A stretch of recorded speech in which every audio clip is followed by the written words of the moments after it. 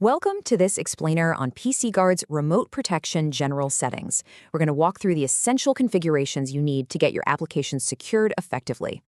Okay, so here's a quick look at what we're going to cover. We'll start with the program ID, then dive into managing licenses, controlling your app's behavior, and the external activation process. And of course, we'll wrap up with the key takeaways. All right, first up, let's talk about the most fundamental piece of the puzzle, the program ID. This is really the cornerstone of your application's remote protection. So what is it exactly? Think of the program ID as the unique cryptographic key for your application.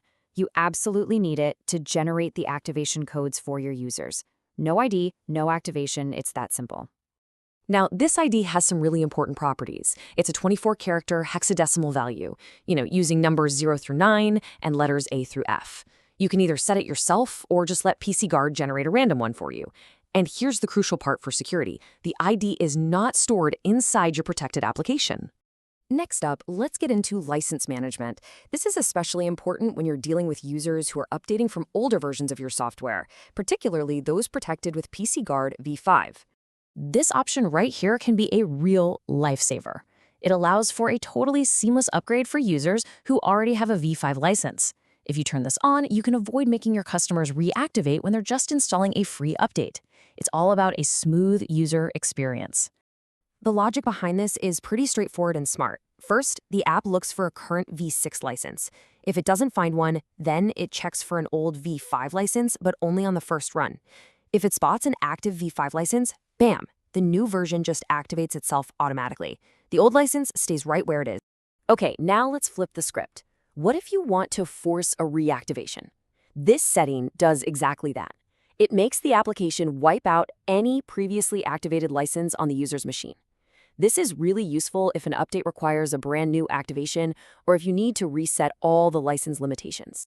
Now, this is super important. If you're going to use that erase previous license option, you absolutely have to remember to increase the update ID. If you don't, the system won't see it as a new update and the whole license reset process will just fail. So, your application is activated on the user's machine. Now what? Well, let's talk about how you can control what it does after activation. These settings are all about enforcing your licensing terms. This one is a really simple but effective way to stop users from just copying and pasting your licensed application into a different folder or, onto a different computer. Once it's activated, it will only run from that specific directory path. And here's a key detail for anyone bundling multiple executables together. If you're using the same application signature for all of them and you've turned on directory locking, all those programs have to live in the same installation directory. If they don't, they won't work correctly after activation. Producer note, insert 2-second pause here. All right, let's get into a more advanced feature. This is for when you need to hand off the whole activation process to a completely separate application.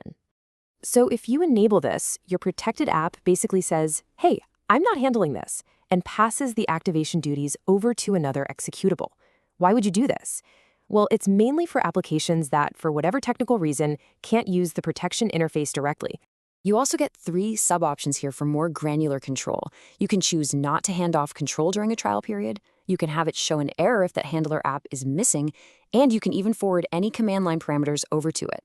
Just a couple of key things to keep in mind here. First, that handler application has to be in the same directory, and second, this feature is really a special case tool. You should probably only use it when you absolutely have to, just to keep things from getting overly complicated. All right, let's do a quick recap. These general settings are really the foundation of your whole remote protection strategy. So in a nutshell, you've got a really powerful toolkit here. It all starts with that fundamental program ID, but you also have tools to manage license upgrades, lock an app to a specific location, and even delegate activation to another program. You have a ton of control. So now you should have a really solid foundation for configuring these general settings. By thinking about how these different options fit into your own distribution and update plans, you can build a much more robust and secure application.